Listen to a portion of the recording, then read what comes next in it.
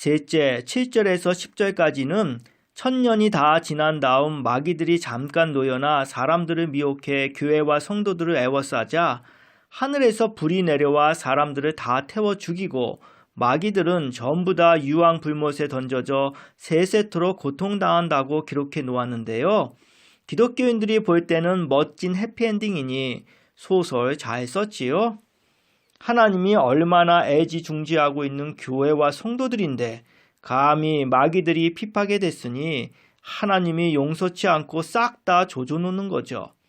하나님은 자기 새끼들인 선지자들과 성도들과 교회들은 너무 사랑하셔서 보호해주고 나쁜 놈들인 마귀들과 예수 안 믿는 땅의 백성들은 매우 싫어하셔서 불로써 정화하는 정의의 사자니까요. 이렇게 교회와 목사, 성도만큼은 끔찍할 정도로 사랑하시는 하나님이신데 코로나 사태를 맞이해서는 어찌된 일인지 교회들과 목회자들과 성도들을 방치해놓고 계시니 이게 웬일입니까? 아무리 자기 새끼들이 울부짖어 기도해도 보호조차 안 해주고 나몰라라 하시니 어찌된 걸까요?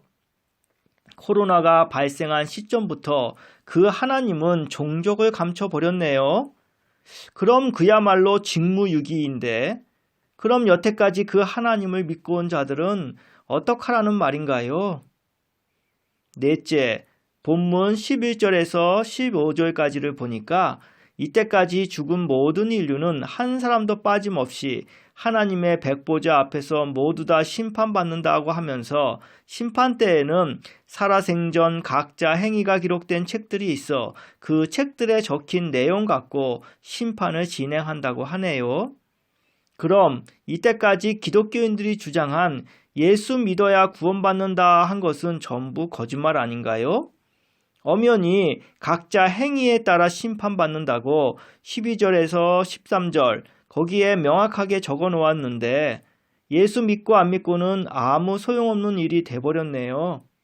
오로지 행위에 따라 전부 심판받으니까 말입니다. 그럼 어떤 행위이냐가 가장 중요한 관건일 텐데 이것에 대해서는 명확한 기준이나 잣대는 전혀 보이지 않으니 이건 뭐지요? 심판이 있다고 한다면 판결 내리는 판사가 심판받는 대상에게 어떤 위법 행위 때문에 벌을 받게 되었는지 명확하게 알려줘야 마땅한 것 아닌가요? 자기가 저지른 여러 행위 중에서 어떤 것이 죄가 됐고 어떤 것은 죄가 안 되는지를 명확히 알려줘야죠.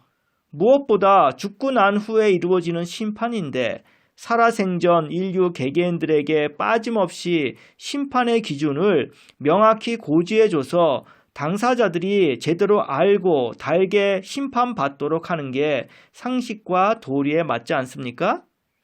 그런데 심판에 명확한 기준도 없고 정당성과 공정성도 전혀 찾아볼 수 없으니 이게 무슨 심판이란 말입니까? 여기에 더 황당한 일은 어디서 나온 것인지 근본도 없는 생명책이라는 책을 꺼내 들고는 그 생명책에 이름이 없는 사람은 불타는 지옥에 떨어진다고 위협했으니 이건 뭐 사람 목숨 갖고 장난치나요? 기독교 하나님은 염라대왕인가 보지요?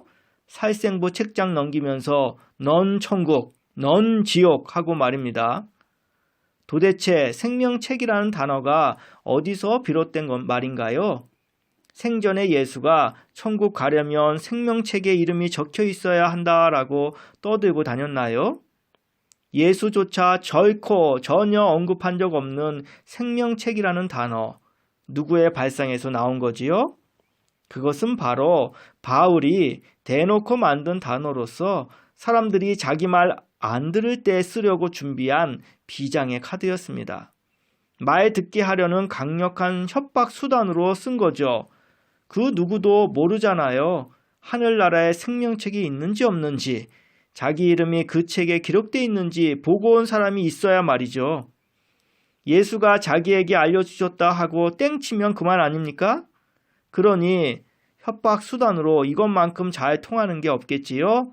다들 내 이름이 적혀 있을까 안 적혀 있을까 두려워 떨게 만드니까요. 다메섹 도상에서 예수가 나타나 내게 계시하셨다라며 가는 곳마다 뻥치고 다녔던 바울로서는 이런 용어 하나 조작해서 써먹는 일은 식은 죽 먹기였죠. 한 번 거짓말하기가 어렵지 그 뒤에는 거짓말들이 줄줄이 사탕처럼 이어지게 되니까요. 그러니 바울은 천국을 빌미로 역사상 가장 충격적인 사기 행각을 벌여온 놈입니다.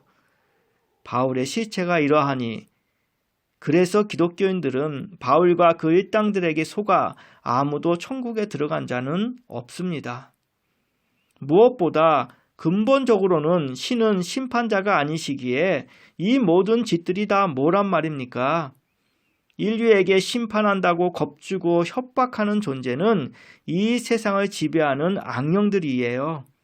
그러므로 창조주 신과 심판은 전혀 상관없답니다. 그럼 모든 게 다 가짜라는 사실 아시겠습니까? 모든 인류는 몸뚱이 죽고 나면 물질은 다 사라지고 없고 오롯이 정신, 쉽게 말해 마음만 남게 되기 때문에 볼 수도 만질 수도 들을 수도 없는 단지 정신으로 느껴지는 느낌만이 있을 뿐입니다.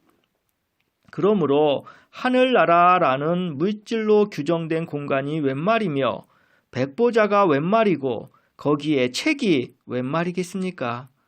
물질이나 물체 자체가 존재 안 하는데 뭘 상상하는 거지요?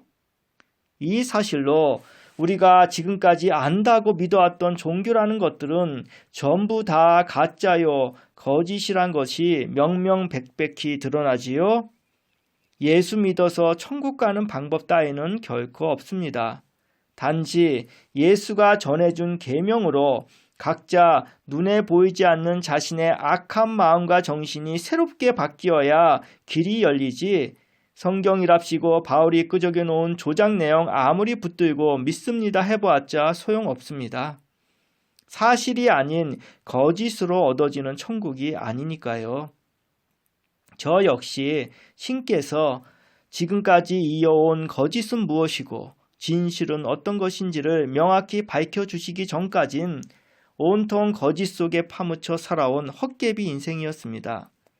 확실한 사실을 몰랐기에 추측과 짐작, 가설과 이론들을 가지고 이런 것 같기도 하고 저런 것 같기도 하네 라면서 같기도 수준에 머물렀을 뿐이죠.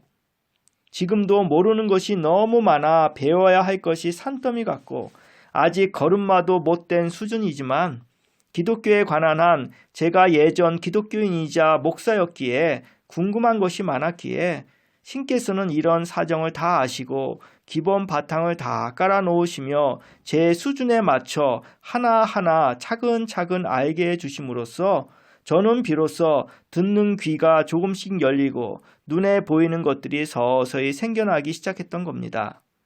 그야말로 제가 할 수 있는 공부가 아닌 것을 실감시켜 주셨지요. 제가 아무리 죽었다 깨어난들 이 같은 바울의 조작 내용을 알아챌 수 있었겠습니까? 말도 안 되는 일입니다.